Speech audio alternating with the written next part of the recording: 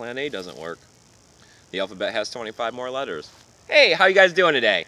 Thanks for joining me for another episode of Bitcoin and Coffee. I'll be your host, Eugene Forrest. So, what are we looking at today with these cryptocurrency markets? Well, I mean, a lot of people are still kind of upset about the fact that the markets are down from their all-time high of, around $80 billion, and that Bitcoin's down from the all-time high of 20K. But, I mean, at this point in time, I'm not really upset about Bitcoin or the price of anything. A lot of people are saying that this could potentially have something to do with the fact of the futures market keeping the price down, or it could be something on the flip side of the coin, and that the price was over-speculated on because of the futures market, and we're actually returning to more of a standard baseline of what Bitcoin should be valued at. Either way, still, I'm not selling today, so I'm not really all that concerned. We got the market cap coming in at $558 billion. I think we're definitely still working towards that $1 trillion. I think it might just take a little longer than what we were thinking, but I definitely believe we'll be there, by halfway through the year, towards the later half, coming into 2019, I will definitely be looking at $1 trillion, and I'd put money on that one.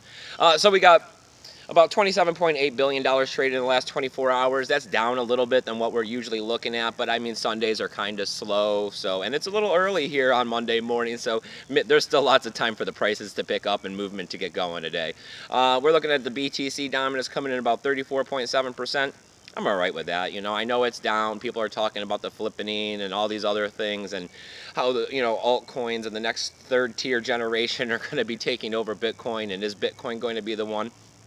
Don't worry. As soon as second tier solutions come online, you're going to see all this money come flooding into Bitcoin, and a lot of these altcoins are just going to drop off.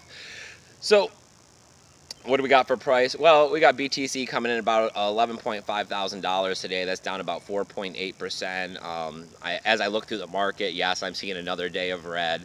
Not as bad as some of the days that we've been seeing recently with 20 and 30% down, but it is looking like we're coming in around that 5% range, which is it kind of sucks a bit because that's about our standard volatility.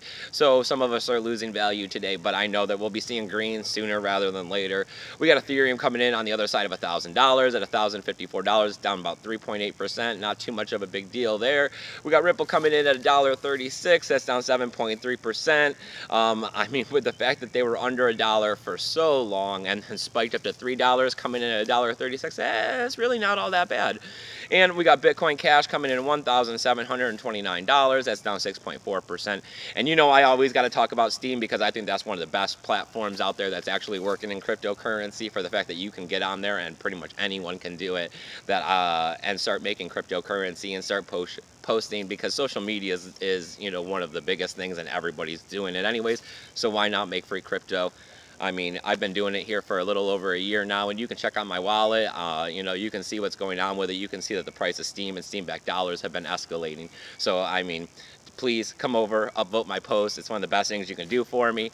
And like I said, Steam's coming in at $4.52. That's hurting a bit, down 13.6%, but still, I mean, it's going somewhere in 2018. And the Steam-backed dollar is coming in at $7.11. That's down 12.5%, and I am not complaining at a $7 Steam-backed dollar right now. So, what do we got for news on Bitcoin and coffee? Coffee's pretty good today. Well, I got news that's kind of coming in all over the place.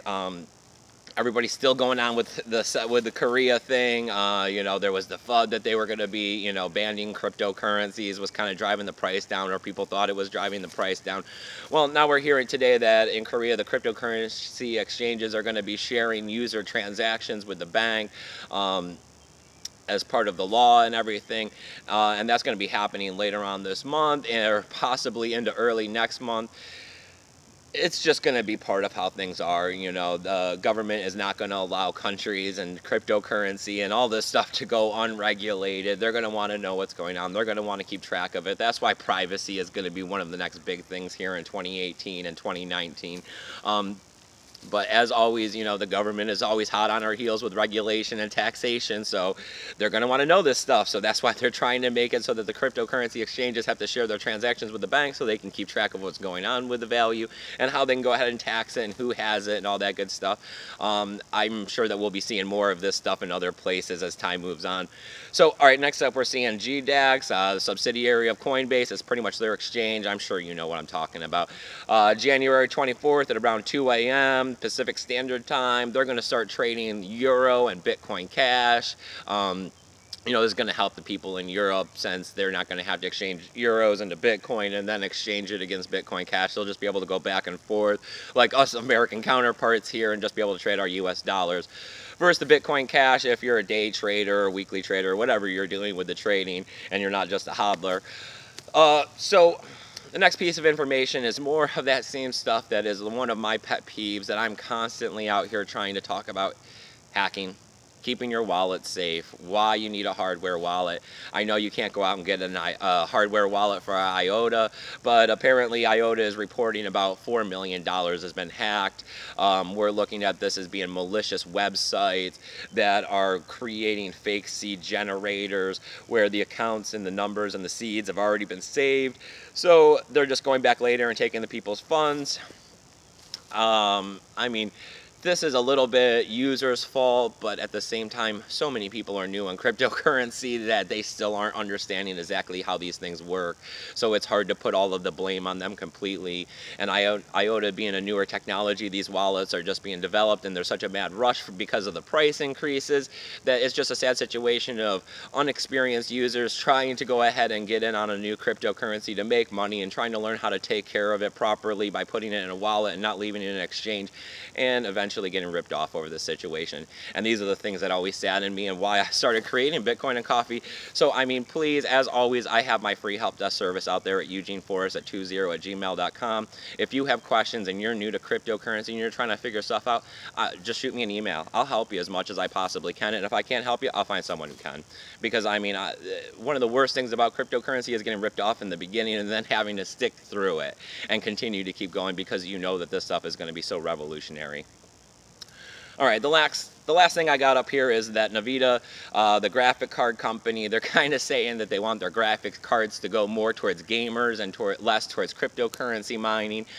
This is based on the fact that they only plan to produce so many graphics cards, and if they start going to cryptocurrency miners instead of gamers, the gamers feel like they're left out, which is pretty much their base customers, and cryptocurrency is being considered a fad and that it won't last through all of this. So hopefully next year they'll put more into this. Hopefully they'll start producing more graphics cards. Hopefully they'll be cheaper, but I mean, they can't stop us cryptocurrency people from getting those graphic cards and mining. So as always, if you like everything that's going on here on Bitcoin and Coffee, I need you to go ahead and hit that subscribe button down there. I see our numbers are coming up. I love it. Thank you so much. I love you new people for coming over here. We're trying to avoid those high risk, high reward situations like BitConnects. I mean, that just washed up. A lot of people lost a lot of money in that. I'm trying to help keep strong hands and hodl here with this Bitcoin and other cryptocurrencies in the top 10.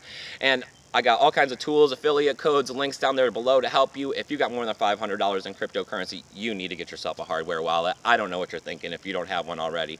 And as always, please hit me up at the help desk service, eugeneforrest20@gmail.com. Donational address is down below. Come over and vote me up on Steam. And remember, keep your Bitcoin safe.